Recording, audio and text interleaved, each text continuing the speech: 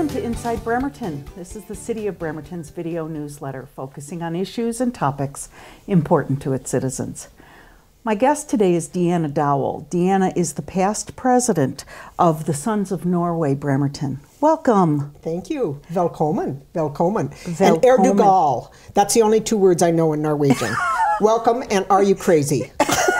I like that. You're going to need to teach me that phrase. That's awesome. Deanna, of course, is here to talk about the Sons of Norway, Bremerton, her involvement, her travels. But first of all, we want to know a little bit about you, my dear. Tell us a little bit about Deanna. Oh, dear. Well, I was born in Long Beach, California, but at age 3, my family moved back to their parents' homestead in North Dakota. So I grew up in Bowman County, North Dakota, population 2,300. Around all of my aunts and uncles and my grandparents were Norwegian. My mom's side is Austrian, but my dad's side is Norwegian. When we were a junior in high school, another year of getting hailed out, so we moved to Seattle. And so I went from this little country school of 13 kids to the high school of maybe 150 kids to Renton High School, 3,000 sophomores, juniors, and seniors. And I was in a heyday, just absolute heyday. I loved it. Did you? Oh, I remember Washington. I had to take Washington State history, and the teacher gave me a report card, and on the back of the report card, it wasn't very good. I got good grades, but the back, pays attention to class, was marked with a minus. And I said, Mr. Nichols, I don't feel I deserve this. And he said, Deanna, you don't. But there was nothing lower I could give you. So. So I got along very well. And then my senior year, I graduated from Cleveland High School. So it was wonderful, absolutely wonderful. So. How did you get to Bremerton? Hubby. Lane Dowell was a teacher here, and we met at a wedding reception on Capitol Hill in Seattle. And after about a year, he was going back to school, and I wasn't going to follow him unless there was a ring on my finger. So. That was 1970, so. 1970, yeah, so yeah. That's quite a long marriage you've had, my dear. Yes. Congratulations. 45. 45 years. Yeah. So how did you get involved in the Sons? What brought you there? Well, about 1976, I started to get involved in genealogy. And of course, I knew no Norwegian and was having a very difficult time. And my husband's side of the family I didn't know anything about. So tried to get started in that, and in doing so, I figured that the Sons of Norway would have a list of every single Norwegian there was and all of the information on it.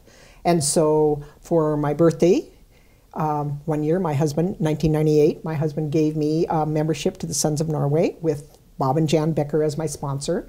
And I got into it, and they didn't know anything about genealogy. I mean, they knew a little bit, but they sure didn't have all those names. So, of what you were looking for. No, so I had to start it myself. I had to start it myself. That's awesome. And what year was that, 98? 98, yep. So I'm really a newbie. Our Oslo Lodge 235, the one in Bremerton, is, it's made up of all ages, but we have 85 to 95-year-olds that work harder than I ever thought I could work. I mean, they are constantly down there hauling things, making things, putting together things, because you don't throw anything away if you're Norwegian. You just fix it. Don't buy a new one. Don't buy a new one. No way. Wow.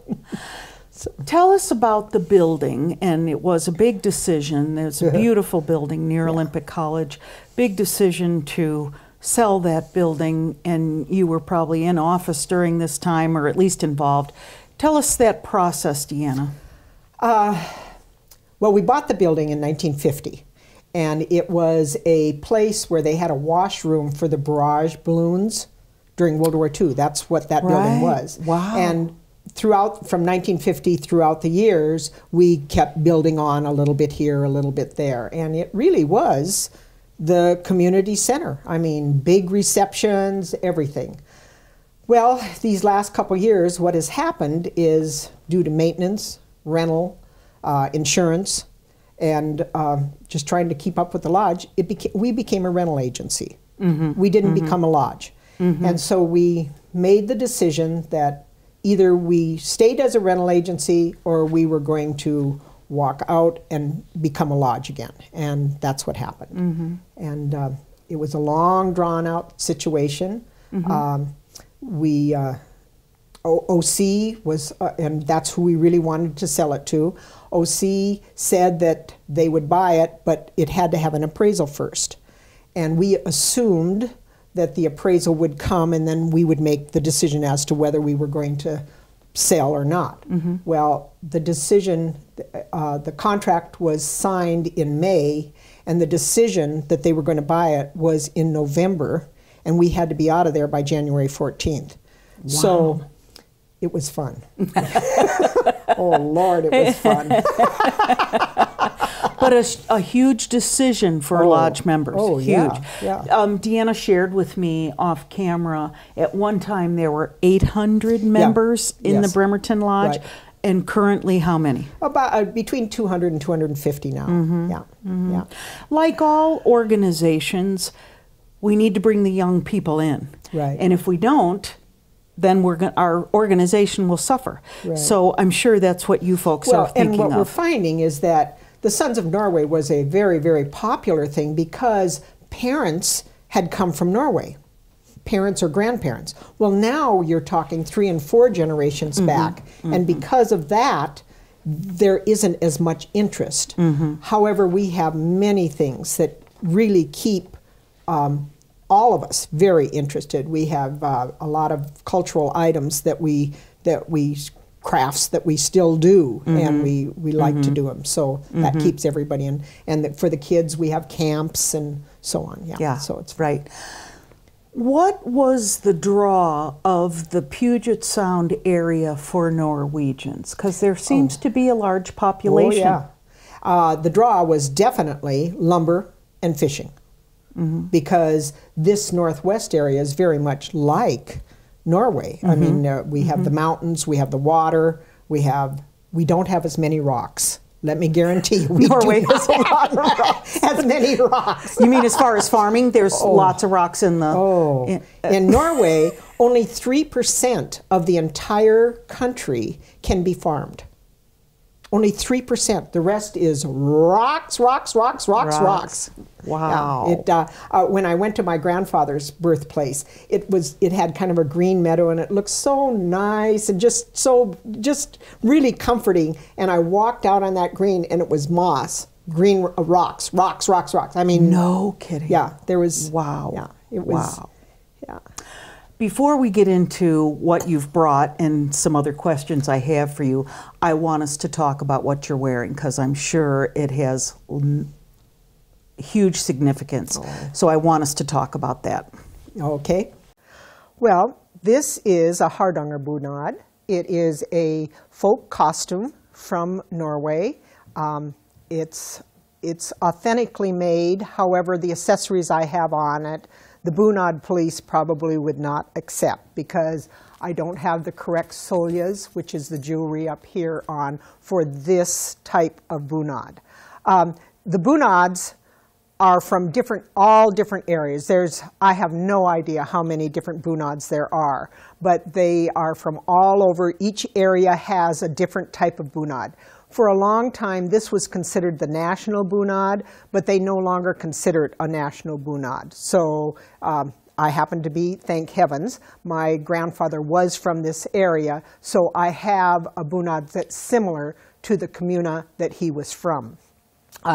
This is Hardanger, and it's a type of embroidery that they have. I was very lucky. Marion Fosness and Virginia Knupp made my blouse and my apron here from Bremerton, and it's a beautiful, just a simple embroidery that you have to cut out the little squares, and if you cut the wrong thread, you're done. So it's a beautiful, beautiful piece of jewelry.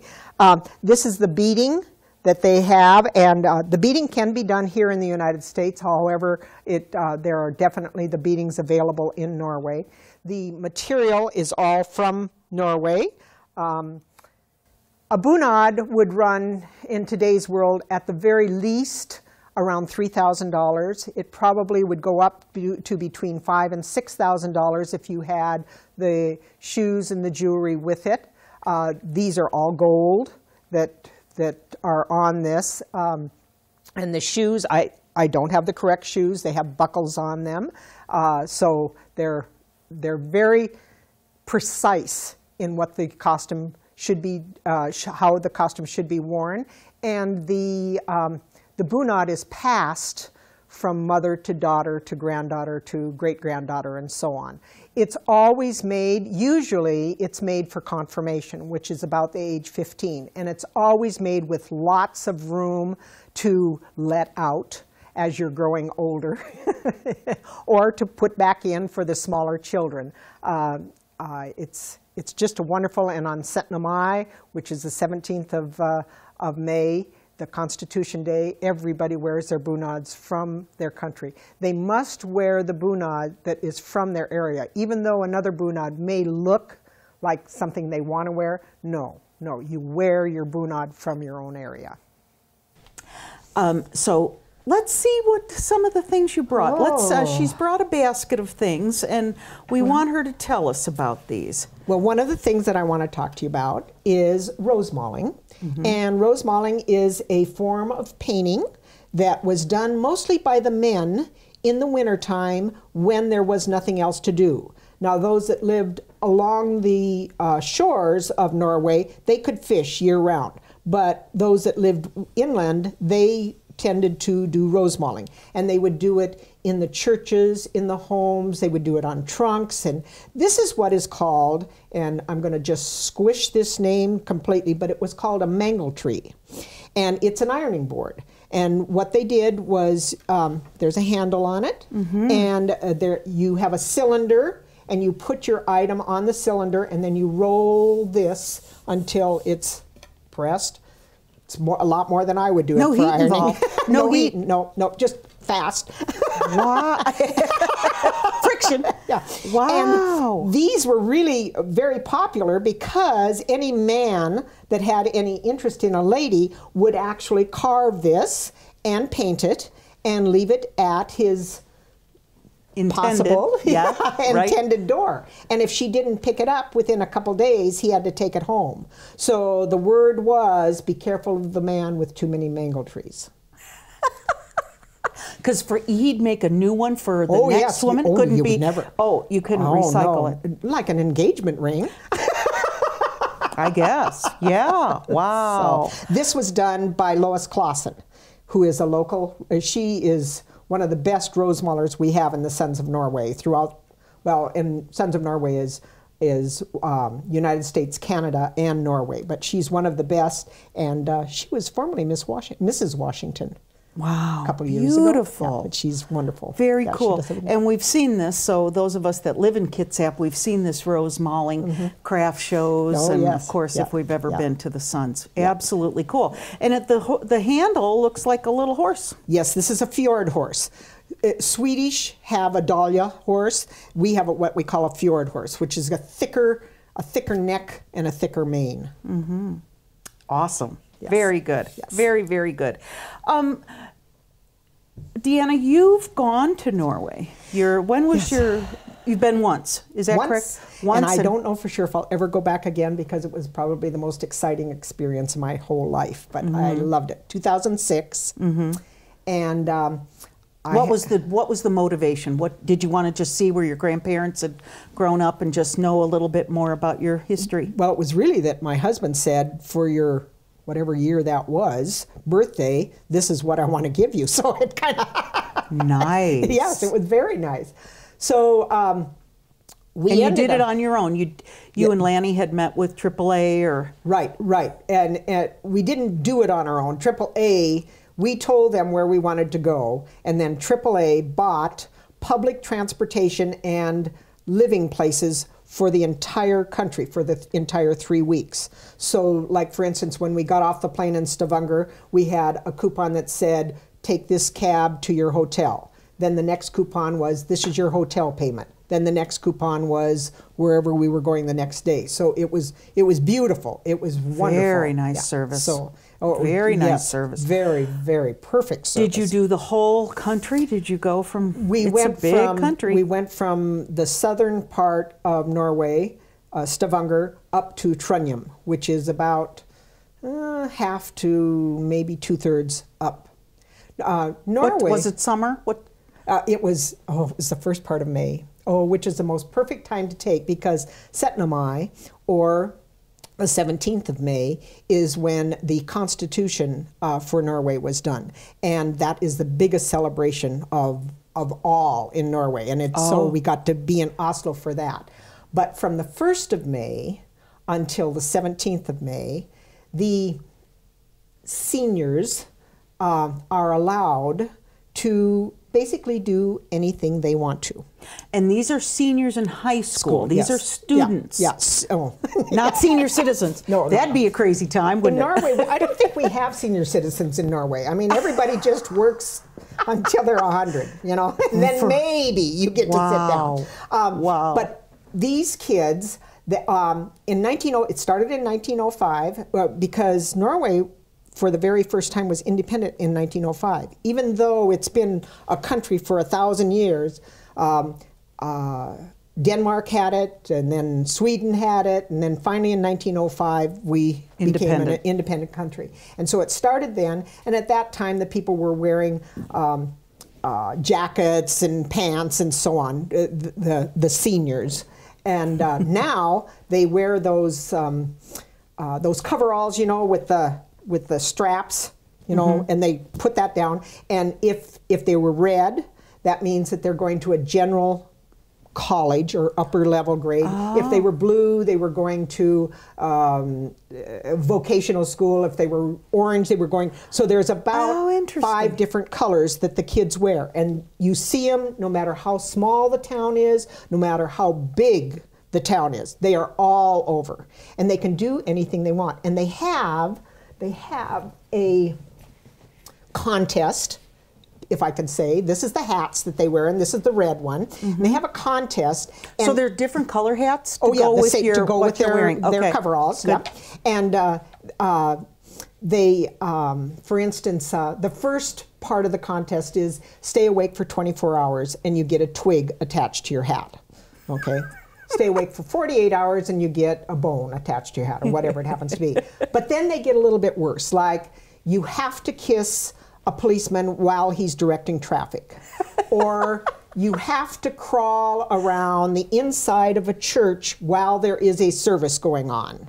Or, that's fun. I mean, it is unbelievable. And no trouble. Nobody's going to say you're in trouble for doing that, because they know for what are the dates again? Like 2 weeks from May 1st until May 17th, and then as soon as they're done with this hysterical party, I mean, and it is a party, because I remember waking up at 4 o'clock in Trondheim and thinking, what is that noise? And I looked down, and in the center of town, there must have been 5,000 kids just having the greatest time of their life. And they were all in these roost colors and all having a great time. What's the idea behind that? Thinking they're going to get their crazies out of their system and then settle down and be a productive citizen, or what? Well, I will tell you. May 17th is the Constitution Day, so that's the parades and everything else. The next day, they must go and do their finals. And I said to one of them, I said, what? I mean, you don't do any studying. How can you? What if you fail? And she said, we cannot fail. We cannot fail. So, but they're the funnest group, and it's how awesome. The merchants. I mean, you can't use our bathrooms in the restaurants and the hotels and everything else, but I always turned to them and I always said, so what did you do on your roost time? Roost is what it's called. Roost, yeah. So it's it's a big party. Oh, huge party. And in every town. I mean, we would go to tiny towns and there would be 6 or 7. We would go to big towns and there would be 600 and 700, you know. Wow. I mean, it was all fun, just wonderful time. Well, pretty good planning on your part to be there at that time. Yes, it was. So let's grab that bottle there. I'm very intrigued by that. Isn't it interesting? Isn't You've been it? looking at that more than anything. Tell us about this. Well, this is the Norwegian drink. It's called akavit. The brand is Linja, and there are other brands, but this is the main brand because it is made out of a potato vodka, a cardamom seed, and something else. I can't remember what it all is. But anyway, it goes in barrels, and then it must cross the equator twice, back and forth in these barrels before it can be bottled. So the back of this, right inside here, says the name of the ship that had this akavit going back. Why does it have to cross the equator? What's the importance there? You know, Norway doesn't ask a lot of questions. We just do what we're told.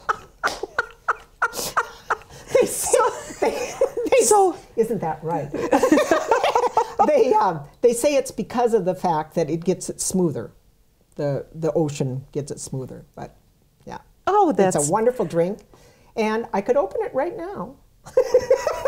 Maybe when the cameras are done rolling. It tastes like a vodka, even though it's a brownish color. Is it? You can't. How would you describe the taste? Really strong. Really strong. Yeah, a good skull. A good skull. One. Oh, you drink it over ice? Do you have a shot you don't of have it? Time. You don't. You just have a little shot? Yes. You don't have time because it's going to go quick. Everybody wants it. Oh yes. Oh yes. Where do you get this? You can get it at liquor stores. The liquor store that is in Silverdale by the Safeway store, they usually carry it. Not all liquor stores do. Mm-hmm. The big new liquor store. They didn't have it when I went in there. I don't know if they have it now, but I said, you're crazy if you don't have it. Yeah, get it going here. But it's a wonderful drink. The lutefisk cooks kind of are the ones that kind of. I want you to tell me a little bit about lutefisk. Oh, what the heck is it? Lutefisk is cod that has been caught, and then it's dried, and it's put in lye, so it's preserved. And then it has to be boiled so that the lye can come out. And then after it's boiled and washed, then it's put in water that has the taste of the North Sea. Salty. Yeah, taste of the North Sea. And then it's served with potatoes and peas and lefse. And lefse is bread, flat, yes, very flat. The dessert bread, because you put sugar and cinnamon on it. Oh. Yeah. Yeah, you put sugar and cinnamon on it. Yeah. Oh, that's excellent. Lutefisk is excellent. My grandfather gave me a taste of lutefisk, and I don't remember it being as good as the lutefisk cooks do in Bremerton. They have it made. They have taught many of lodges around here how to make lutefisk. They're very, very good. Is there an annual lutefisk dinner at the lodge? There has been for years and years, but this year, because we're no longer at the lodge, we didn't have a lutefisk dinner, but we all boarded a bus and we went up to Everett because they bought our lutefisk equipment. Oh, and nice. we went up to Everett and had lutefisk dinner up there. Nice. So we'll be traveling around if we don't decide to go back to it. Yeah. How many other lodges in Washington State? Do you know that number? Are there tens, 20s, hundreds? I think. Why do I think that there's 44? I have no idea why I think that there's 44. It could be that that's Washington and Oregon. Yeah. Yeah. I'm not sure. Well, we know we have a very active one in Paulsbo. Very extremely active. active. Very different than ours. Paulsbo's lodge is a wonderful lodge because it's part of the city. I mean, that's the center of the city, basically. Correct. Whereas ours is more of a family lodge. Okay. So we're not as active. We're not as we're quite community oriented, but we're not as active within the city as the Paulsbo lodges. And they also, they have a bar and they do a lot of rentals. Well, we've never had a bar. Yeah, you never did have a bar. Never had a bar. However, people could bring alcohol in if they were doing a wedding. I don't think so. Oh no. Canadian too. You don't think so? They had many bottles of that. Oh yeah, we have those. Aquavit. Yeah, we've got to save our money because our installation in January always has a little bit of aquavit there. So that's awesome. Where is the lodge now? Where's your home? We are now using Our Savior's Lutheran Church. They've been so gracious to us.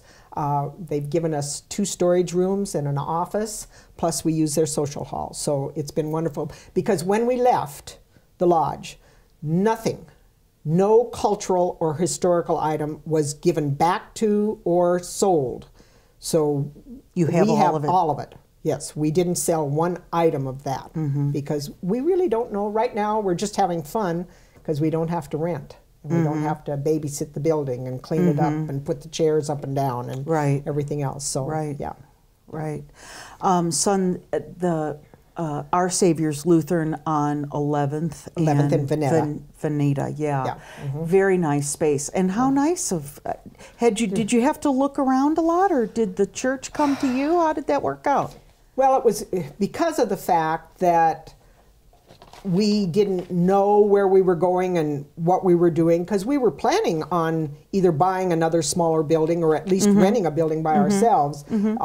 They were kind of our savior because it was too close to find another. We couldn't find another building. So in the time frame, when you had to get out, got it.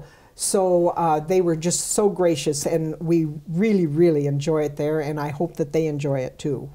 Sounds like a good relationship. A Norwegian Christmas tree in their social hall this year, so that was special because they hadn't had one for a long, long, long time. It was the first Norwegian church here in Bremerton at one time.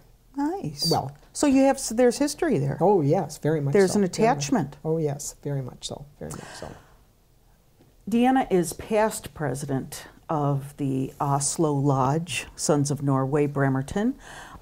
What is the presidential term? How long were you president? We have a unwritten rule that says you can only be president for 2 years. And that's so that we get new ideas in, different ways of doing things, and we're never stale. And it's worked that way ever since 1935. Our 80th anniversary is this year, August 22nd, 2015, and we're going to have a great big bash. Nice. And I'm sure you'll be hearing about it more. So great. That's our 80th.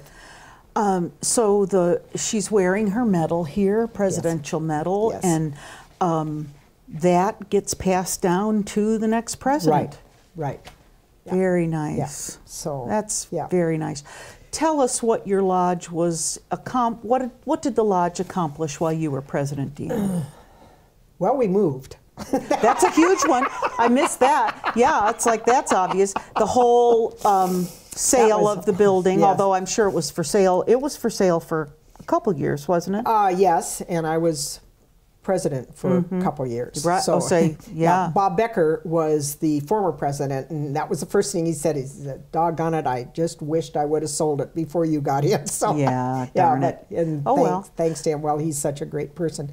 But one of the things that we did, we really pushed the year that this lodge was going for sale. We made sure we kept on track with our cultural items and our community items that we did, and we ended up being District 2 Lodge of the Year, which is the Lodge of the Year between Washington, all lodges in Washington, Oregon, Alaska, and Idaho.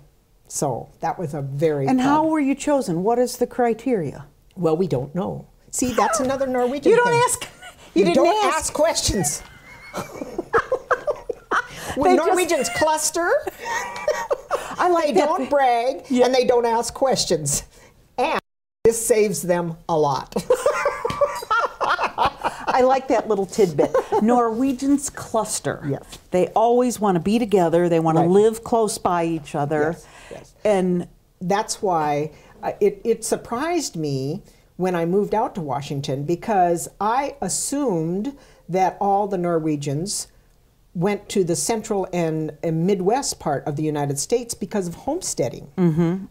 There was, homestead land at 160 acres, and their farms usually the farms in Norway were anywhere from 1/8 of an acre to maybe 5, 6 acres at the most.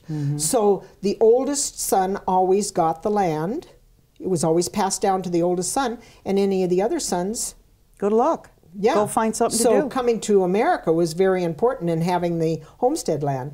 But then when I came out here to Washington, I didn't realize that there was many Norwegians that came out here that did fishing and the lumber industry. So yes, it's wonderful. Very cool.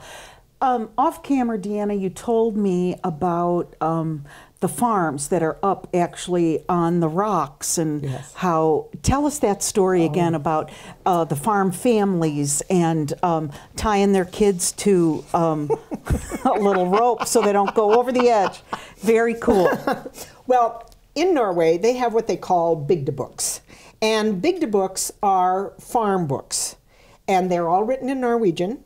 And most areas have them, not all areas. The cities don't have them, but you can go back maybe 2 generations and they will be living on a farm someplace in Norway. And in that, it talks about every farm name, and then it talks about every single person that lived on this farm. Wow. And who went where. Like my grandfather is listed in here as going to America. You know, so these are wonderful books. Now, this area is on the west coast of Norway. Further north, what you're talking about, are the fjords. And fjords are very, very deep chasms of water. Very, very deep chasms of water. But many of the farms, remember, because they're only like 1/4 of an acre to maybe 4 acres, were on these cliffs in these farms. So there is a wonderful movie, and it's out of print now, but it's just perfect. It's just absolutely wonderful. I always show it at my genealogy seminars. They build their houses on the sides of these mountains, and they actually have to pound a stake in the ground to tether their kids so that they won't fall off the cliff. I mean, the cliffs are just sheer, thousands of feet down. How do they get up to the farms? Are there roads that go up there? No, or how do you no, get, they're you gotta... walking. And you don't ask questions. Why are we even doing this interview? I can't ask any questions. The DVD shows how the midwife, you know, they would get a hold of a midwife wife maybe 2-3 weeks before the person was due, and she would have to walk over all of these hills and valleys, and a lot of times they would have rope ladders that would go down to the water, because, you know, obviously the boats were very important to them. And when the tax collectors came, they always pull the rope. That's a true thing. That's true. Another very interesting tidbit you told me was when you and Lanny were traveling, you had a conversation with a waitress. And tell our viewers what the minimum wage was. Now, this was 2006. 2006. What was the minimum wage in Norway? Norway used to be a very poor country. Very poor country. Norway is a very, very rich country now because of the oil. And I couldn't understand. I knew, because of the cost of the food, that we were in a country that was quite expensive. A schooner of beer ran anywhere between $12 and $16 at a pub. A glass of wine in a pub would run about $25, $36 to $45 in a restaurant. So, I mean, yeah. So anyway, this waitress and I were talking. Thank God they speak English. Thank God, thank God. And most of the country does speak English. The children learn it in school. Nice. Yes, oh yes, it's mandatory. And I told her about our minimum wage and the waitresses in the United States, and tips, because you don't tip in Norway either. Oh. And the tips, and this is what they can live on. And so I said, I didn't want to ask her, because you don't ask. I didn't want to ask her how much she made, but I explained to her our minimum wage and then what the waitresses get here in the United States. And she was appalled. she said, how can you live? How can you live? She said, our minimum wage would be, and she thought for a second to, you know, transfer the money, and she said $27 an hour. Wow. $27 an hour. And that was in 2006. In 2006. Yeah. That's phenomenal. Yeah. Phenomenal. Yeah. Their college is paid for. Their medical is paid for. They have high taxes. Mm-hmm. They have high taxes, obviously. Mm-hmm. So, yeah. Very, very interesting. Deanna, tell everyone, let's see, let's grab one more thing out of your little bag of tricks here. Oh, let's see. Well, I can talk to you about our genealogy program. Oh, great.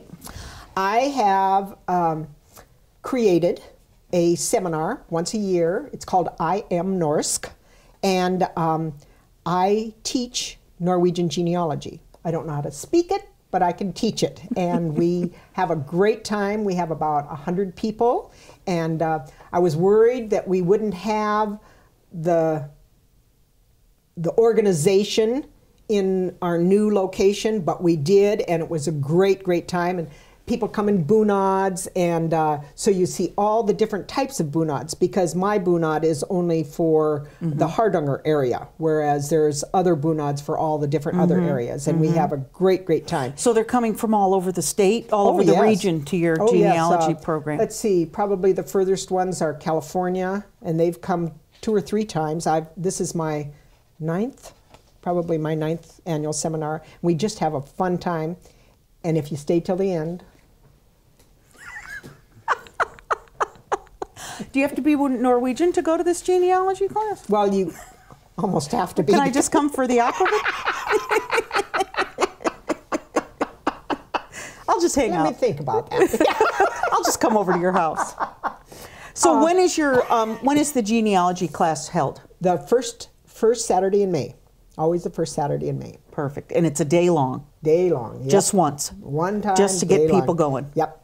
Yeah, it's very a fun cool. Time. Fun time. Very cool. Deanna, you are a joy. And you are funny, and I'm sorry I asked you so many questions. You seem to have a lot of answers, though. The website, if you are interested in the Sons of Norway, if you have Norwegian background in your family, these are you want to meet Deanna, but you want to go to the Sons of Norway Oslo Lodge. We know that there are over 17,000 Norwegian Americans in Kitsap County. No kidding. 17,000.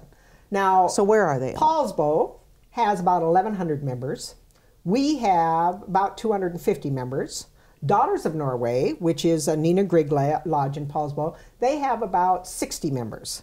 So there's a heck of a lot of Norwegian Americans that are around here that we would love to get them involved. We have lots of things for the kids. We have camps for the kids. We have cooking classes. Oh, can they learn to make lefse? And if you want.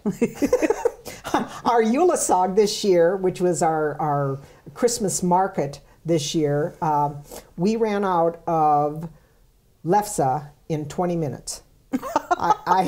Wow. Everybody was scared because we were in a new location, and would people know us? Well, they really got to know us. And our cookies, I mean, we make hundreds and hundreds and hundreds of cookies.